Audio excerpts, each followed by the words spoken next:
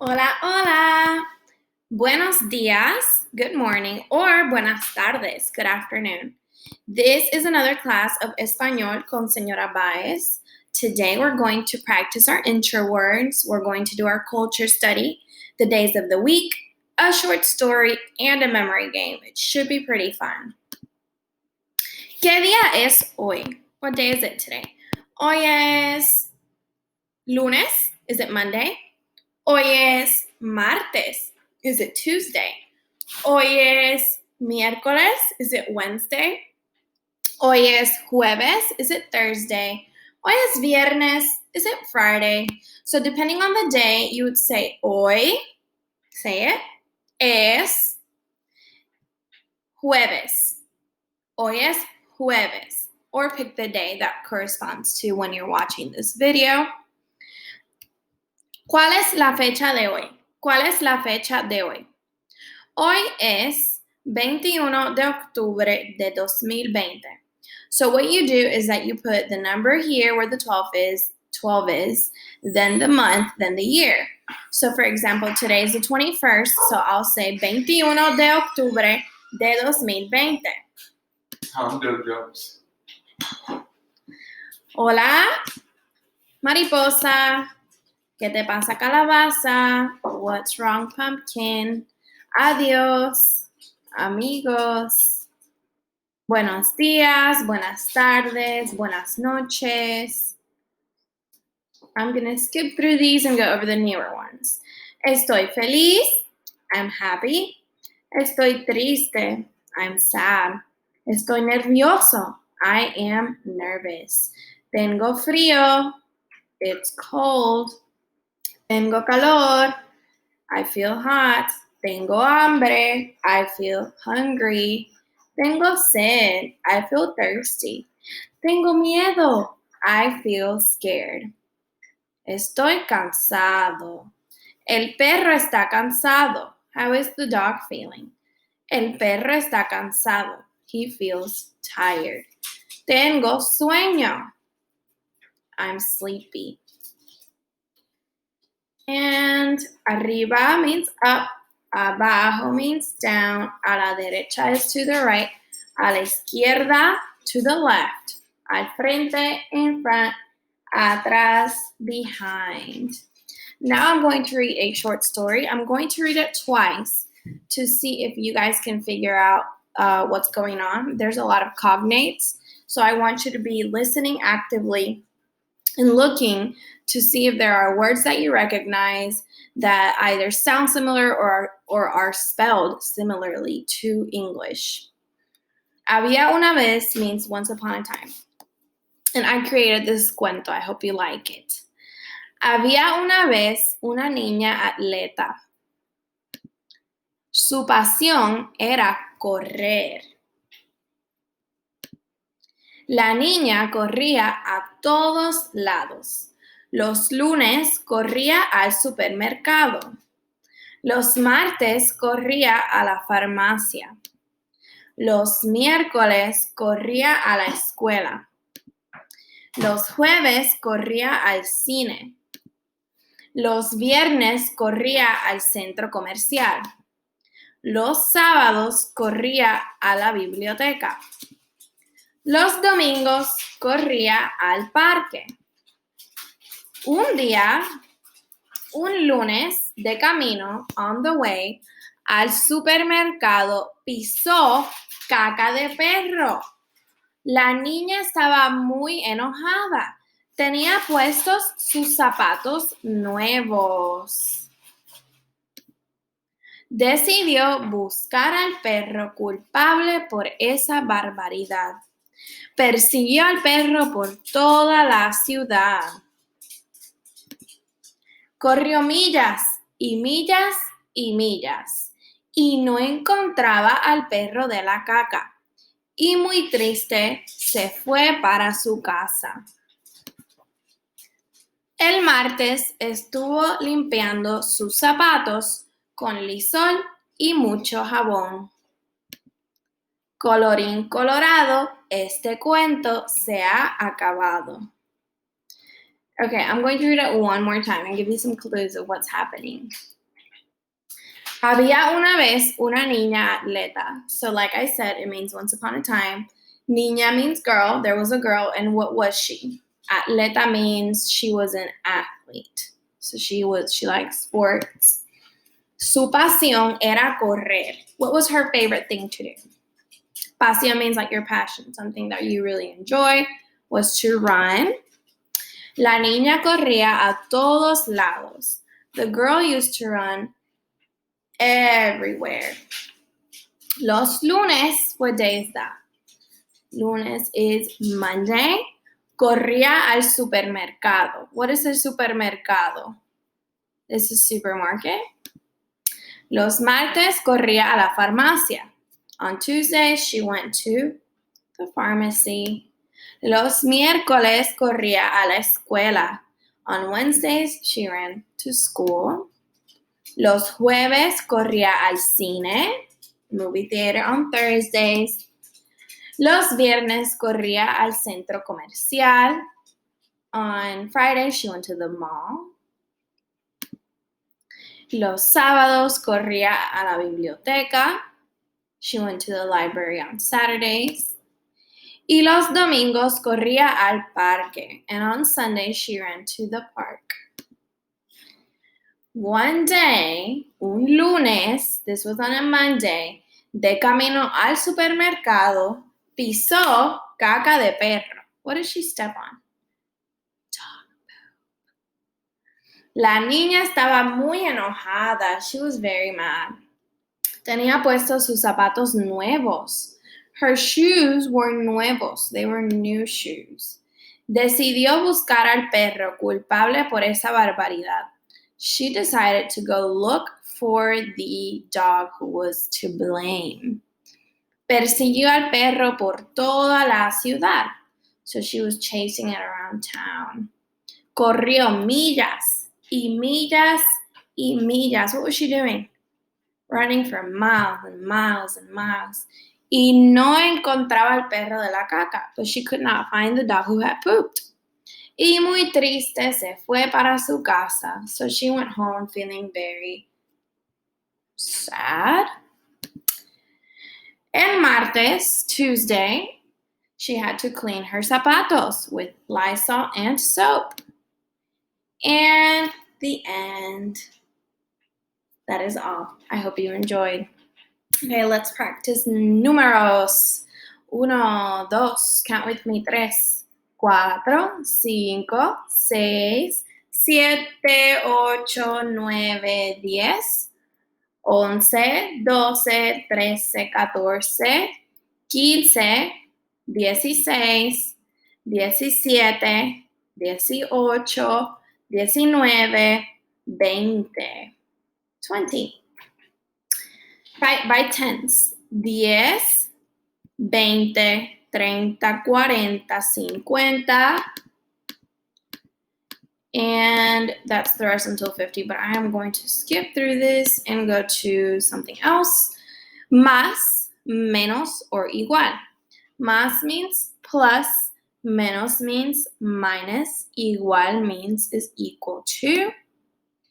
Okay, so here I'm asking you guys, it's different from last week. Last week, it was math problems that we did together. This week, it is going to be tell me what the operation is. So, número 1, 8 más 2. It's más because we are using a plus. Número 2, 17 es igual a 20 menos 3. The operation is igual, or what I'm showing you is igual because 17 is equal to 17. And then número 3, 30 menos 15 es menos because there's a minus. So we would say más, we would say igual, and here we would say menos.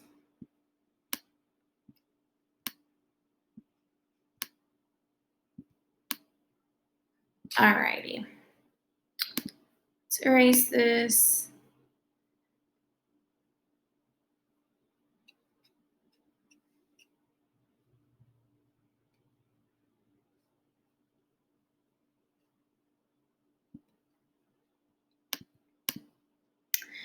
Okay, so for this one, it's word problems with pictures. So you got to figure out the story or the problem, and then you're going to tell me if we have to add, subtract, or if it's equal to. So you would say, es más, menos o igual.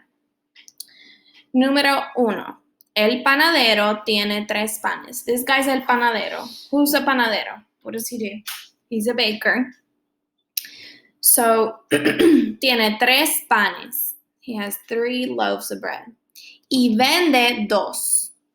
So if he's getting rid of 2, we're going to say menos is the answer for this one. Número 2. La maestra tiene 8 lápices y compra 10. La maestra is the teacher. She has 8 lápices y compra 10. So she's buying 10 more. Is it más, menos, o igual? For this one, it would be más because she's gaining. And the answer would be 18 because she's adding 10 to the 8. Número 3. Pedro tiene 20 zapatos y regala 7.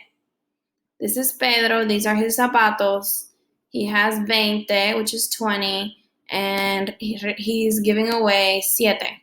So we are going to call this one a menos because he's getting rid of some. Okay. Okay, so we're going to play a little memory game. So I'm going to use the words of things that we've learned today or things that we've seen. Then I'm going to go through them, and then it's your job to try to memorize them as fast as you can. Then I'm going to give you the word. I want to see if you could tell me what it is. Okay. Ready? Maestra, maestra. Teacher. Lápices, lápices. Pencils. Zapatos, zapatos. Shoes. La farmacia, la farmacia. The pharmacy. El centro comercial, el centro comercial. The shopping mall or the mall. Jabón, jabón. Soap. Pan, pan. Bread. Nervioso, nervioso. Nervous. Panadero, panadero. Baker. Corredor, corredor. Runner. Okay, so let's go back here. And I am going to actually find a blank one. And I'm going to ask you guys to see if you can remember one. I'm going to give you the words randomly. Okay, here we go. The first word is nervioso. Think about what that is. What does it look like? And the answer is nervous. Okay, let's do another one.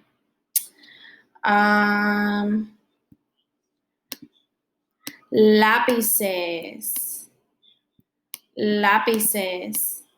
Yo escribo con lápices. Yo escribo con lápices. Think, look at the letter of the words. Lápices means pencils. Pencils. Okay. Another one. Maestra. Maestra. This person is what is a maestra? Or if it's a man, it's maestro. She's a teacher. Now I'm going to use this in a sentence.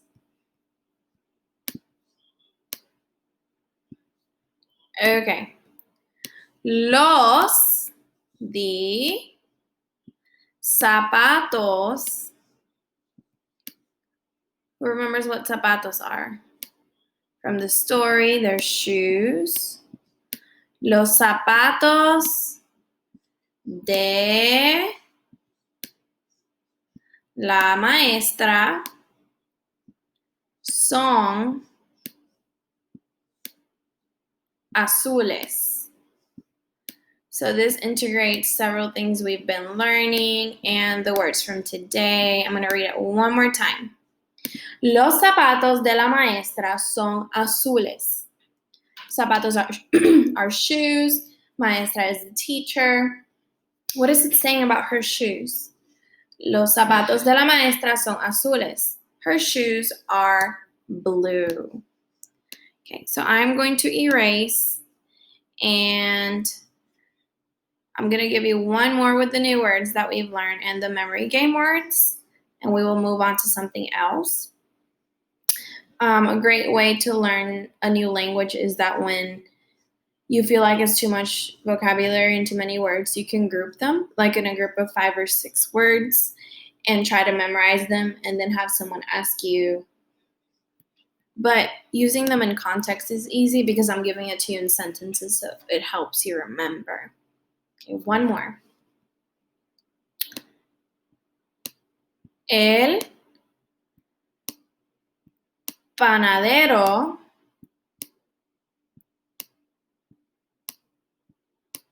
no come pan. So we know panadero is the man who bakes, the baker. No come pan. And pan was what? Pan was bread. So the baker does not eat any bread. Okay, that is all for the memory words. Now we are going to review colors. We have this spin a wheel. I will spin the wheel and you tell me what color pops up on the screen. We're only going to do a few of those.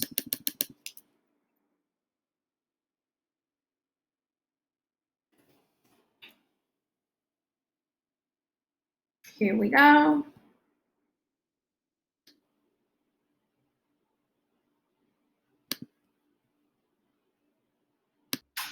Okay, let's see.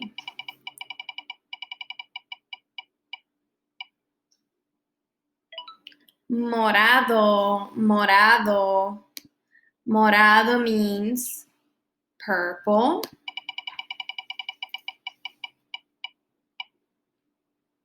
Rojo, rojo. La manzana es roja. The apple is red. Rojo means red.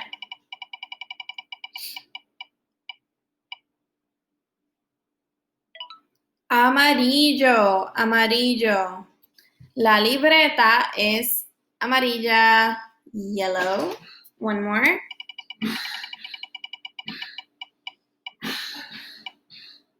Rosa, rosa. La flor es rosa. The flower is pink, rosa pink. Okay, so now for our country study, for 5th grade, we're doing Chile. So we are going to spin the wheel and see what category we land on. We're going to do 3 different categories, and those are the ones that we'll focus on today since it's so much information. If we have more time, I'll do a 4th one. So let's do 3 times and see what comes up.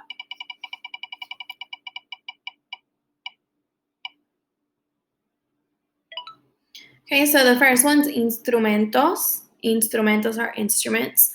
So we'll talk about a good, cool instrument that was created in Chile and is still used to play music in Chile. So we have instrumentos. The second one is going to be ropa, which is clothing, ropa, and comida, food, clothing, and instrument. So now we'll move on to those and look at pictures and articles about them. Okay, so before we go to the categories that we found in the spin a wheel, I wanted you guys to see a picture. In some cities in South America, they do celebrate Halloween, but Halloween is an American tradition, and many of the reasons why it has become popular are business reasons, like for costume makers and other businesses to make money during Halloween. But I thought this picture was really sweet. It is some kids celebrating Halloween in Chile. I found out doing my research that Chile, the families like to celebrate it and get candy, and in other countries in South America, it's not as common. So I thought you guys might enjoy that. So let's move on to the categories we chose. We had the instrument. Okay, so here, this is called a charango. A charango is a small Andean stringed instrument of the lute family, which originated in the Quechua and Aymara populations. So before the Spaniards arrived to Chile, there were many Quechua and Aymara people living in the Andes Mountains. And as you guys have seen on the map, and I can show again, Chile is a long country that is set on the border starts on the valley of the Andes Mountains. So there's many indigenous people still living there in that area. And I just want you guys to see what it sounds like. It looks like a really miniature guitar. I'm not sure how many strings it has, but it has a really beautiful sound.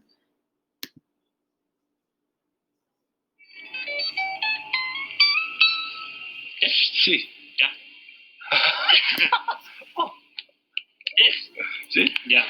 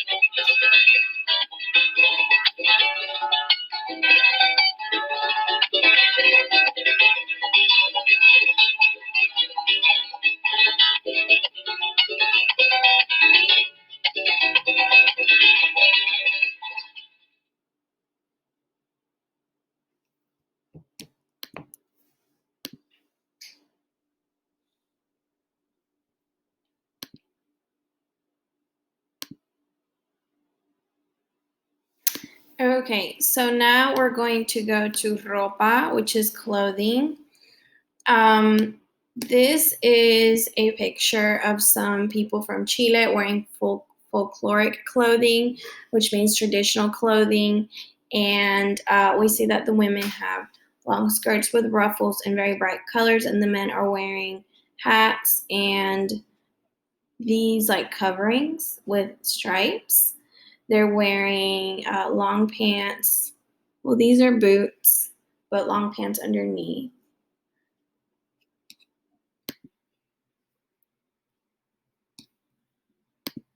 So I wanted to show you guys an article that I found trying to research clothing in Chile.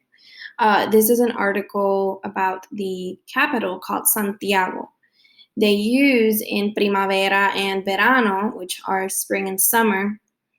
Remember, it's flipped. It's a different month. So for them, spring and summer are the months that are our fall and winter. So for primavera, for spring, here, these are some examples of things that they would wear. So as you can see, it's not very different to what we would wear here. Dresses, sandals, these tennis shoes that are easy to walk with.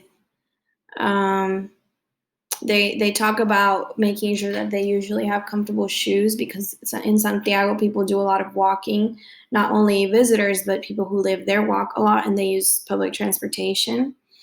But they are saying how they have such a long range of temperatures. So when they wake up in the morning and when it gets dark, it's really cool. So usually they're saying to bring warm scarves and things that you can cover your neck and your head with, and to make sure that you're warm for the night.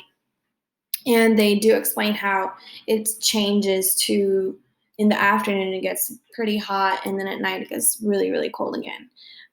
These are some other outfits for the summer. These are a lot less covered, like these are shorts and a short dress, but they're not that different from the spring clothing.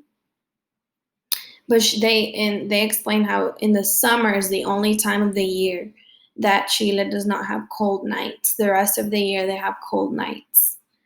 And then these are some accessories that are common to use in these times because the day is so hot that they recommend wearing hats so that your face doesn't get sunburned, and sunscreen. So as you can see, other than their traditional folkloric clothing, the regular clothes are not that different to what we wear here. Okay, so the last category that we had was food. So I found a ton of food, and I'll just speak on a few of these. Here we have the seafood. Remember that Chile is very long, so it has very long coast, and that gives them the ability to fish and have access to a lot of different seafood. So here we have erizos. I'm not sure how they're served. I think it's like a stew, but erizos are sea urchin. Then we have caldillo de congrio, which is a seafood stew as well. Pescado frito is fried fish. Corvina al horno is a baked type of fish. Corvina is the name of that fish. Paella marina is a paella is like a rice meal that has meat inside, and it's slow cooked. And they make some with steak and chicken, and this one is with seafood. It is similar to a dish that is from Spain called paella. What else? Those are all the ones that I'm going to speak on from this slide. We'll just go to the next slide and talk about regular food. Here we have cazuela. This is it's kind of like a jambalaya. Humitas, machas, empanadas. These are fried treats. Anticuchos. These are skewers with meat and veggies. As you can tell, the food there is very diverse. And I'm going to see if I can find a quick video to give you one dish to look at. Okay, so I did find a video. This one is cooking cazuela de pollo, which is the chicken soup from Chile. Let's watch it together.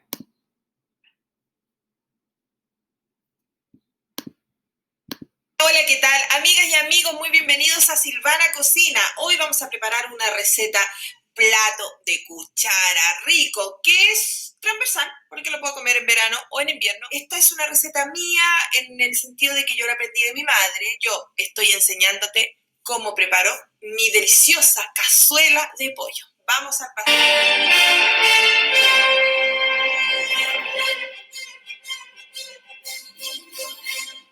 Vamos a comenzar la preparación de nuestra cazuela de pollo. Yo ocupo aceite de oliva, pero tú puedes ocupar aceite que ocupas siempre, de maravilla, girasol, como le llames. So she puts olive oil, and she said she could use any oil, and starts to fry the chicken and Le voy a seasons agregar it. sal. En este caso yo ocupo sal de mar. Tú puedes ocupar la sal que quieras. So she's seasoning it with salt and pepper, sea salt and pepper. Voy a dejar que esto se sofría un poquito ahí para que el aceite tome sabor al pollo. Ahora voy a poner una ramita de apio. Voy a agregar una zanahoria rallada. So she added celery, a carrot, peppers, and garlic. Volver. Entonces con esto voy a sacar tiras grandes así. ¿No ves? Son tiras así. Lo puedes hacerlo con el cuchillo o solo rallarla o colocar trozos grandes si quieres. Una cosa que olvidé mencionar es que yo le saco prácticamente a todo el pollo la piel. Eso es opcional, pero yo para mi gusto considero que es demasiada grasa dejarle la piel. Que personas dicen que el sabor está en la piel del pollo, a mí parecer o colocar más o menos cantidad. Voy a colocar un poquito de tomillo. ¿Tú no quieres colocarlo? Pues no lo colocas y ya está. Ahora, antes de agregar el agua, voy a agregar mi choclo o maíz o elote. No es choclo dulce por si acaso. Voy a agregar agua y es agua fría. Ya. Ahora esto yo lo voy a tapar y voy a dejarlo que comience a hervir. Cuando lleve voy a agregar un poquito de arroz y porotos verdes. Ahora voy a agregar porotos verdes, que estos son de esos congelados. Y voy a agregar como un tercio taza de arroz. También le puedes agregar fideos de sopa, lo que sea de tu gusto. Las papas y el zapallo les falta el tiempo justo para que el arroz se cocine, así que cuando el arroz esté listo y las papitas y el zapallo estén blandos, estamos listos con chiles, colocarle cilantro picadito por encima o perejil, así que le vamos a colocar su toque ahí, en esta deliciosa cazuela de pollo. Bueno, la verdad es que voy a probarlo, pero es complicado para mí estar mostrando porque es un plato que se me puede caer. Así que van a tener que confiar en mis sonidos. ¡Ah! ¡Qué rico! No, pero esto está... A mi fanpage, Silvana Cocina Dulce. All right, so I hope you guys found that interesting. As you can see, it's not really like the soup we're used to eating here. It has entire veggies in it. To me, it looked really good, but hopefully you could try it one time. That is all for today. Let's go over what we learned. We learned, aprendí los números, los colores, numbers and colors, lugares y días, places and the days of the week that we reviewed in our short story. And for 5th grade, we learned about Chile. I hope you enjoyed, and I hope you have a great rest of your week. Adios.